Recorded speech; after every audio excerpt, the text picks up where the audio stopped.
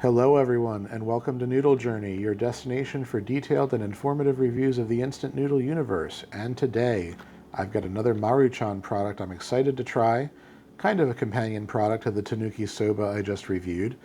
This is Maruchan's Akai Kitsune Udon Noodle Soup. Before we get started with this review, please give this video a thumbs up and subscribe to the channel if you enjoy this content. So remember how last time I mentioned that Midori no Tanuki translated to green raccoon, but that for some reason that was referring to the tempura in the soup and not, green chunks of raccoon meat? Well, now we've got Akai Kitsune, which translates to red fox, and don't worry, there's no fox meat in this. Somehow the phrase red fox in Japanese culinary terms has evolved to mean this udon dish, which is a noodle soup with a fried piece of tofu, which is called abora-age. Apparently in Japanese folklore, red foxes love abora-age. Good for them.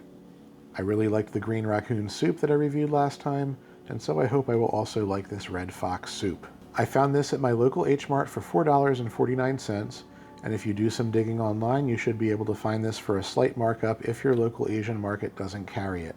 These have English on the label once again, meaning these are specifically exported to English-speaking countries, and I hope Maruchan keeps this up because I need more of their Japan-only flavors here in the States. And yes, this is $1 more than the Tanuki Soba bowl I just reviewed, mainly because this is a larger product weight, 3.99 ounces this time. There is a smaller bowl version of this that is 3.39 ounces if you prefer a smaller portion.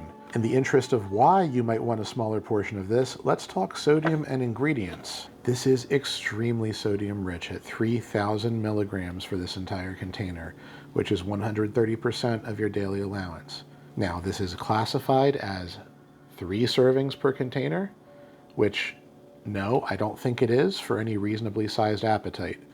So unless you plan on splitting this into 3 meals, do not seek this out if you can't handle the sodium. Let's pop this bad boy open. Now inside we've got these udon noodles, which are a thicker wheat noodle compared to your typical ramen. I love udon in general because of its texture and thickness, so this should be a treat if it rehydrates well. Then we've got that slab of fried tofu I was talking about, which looks nice. Way bigger than I expected. It's got a little heft to it. And then we've got the broth powder, which seems to be soy sauce, MSG, lots of fish extract, and seaweed.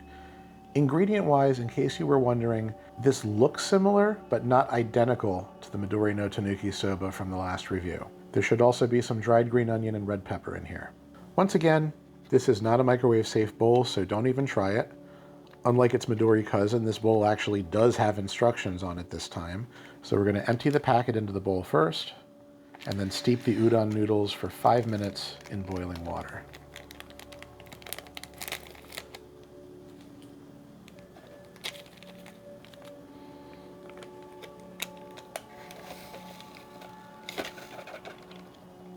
In goes the tofu.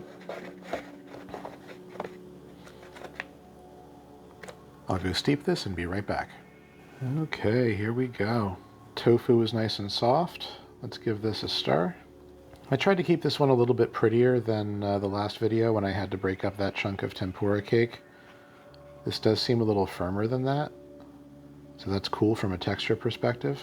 As far as aromas, I'm getting a similar vibe to the last broth. A soy-forward dashi broth, definitely some bonito in there, smoky fish smell. It smells great, really.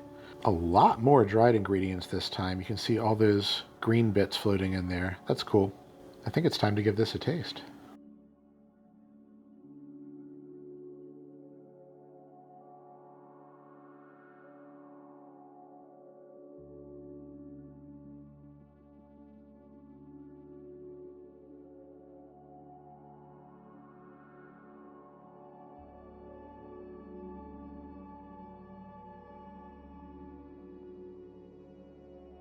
Wow, okay. Let's start with these noodles. Probably the best noodles I've had from Maruchan outside of their gold/Saimen line. These are great, nice and thick, bouncy. They came back great just by steeping in water. Yeah, I love udon noodles, so I'm a little biased, but I'm absolutely giving these a 10 out of 10. So let's talk about spiciness. There are some red pepper flakes floating around in this. They're tiny. I don't detect them giving off any extra heat. And I believe they're just here for flavor, just like they were in the soba soup. So as a very cautious score, I'm going to give this a 0.5 out of 10. If you're the kind of person who might find a tiny little flake like that to be spicy.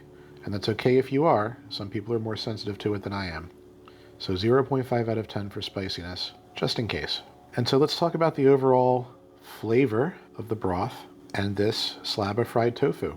The broth is excellent. Comforting, soy forward, lots of good herbaceous flavor from all these green onion pieces. It's mildly fishy with a slight fishy sweetness to it and a nice backbone of seaweed flavor, which I think some of these flakes also are. Dynamite broth. Speaking of flakes, much more abundant this time. No complaints there.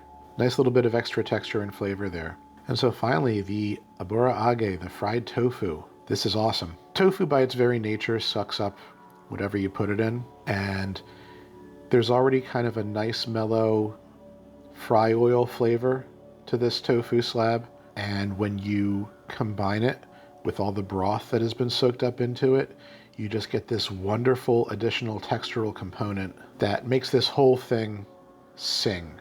I am struggling to find anything to complain about other than to say, if you don't like fried tofu, this probably isn't going to win you over. But I do like fried tofu.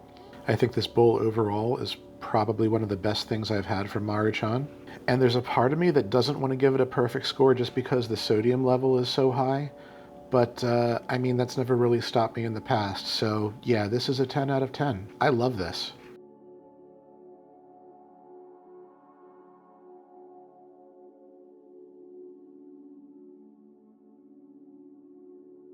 This is a real treat. And if you can get your hands on it, I'm sure you will love it too, unless any of the flavors I described bother you, or if you're not a fan of tofu, or if you were put off by the sodium level.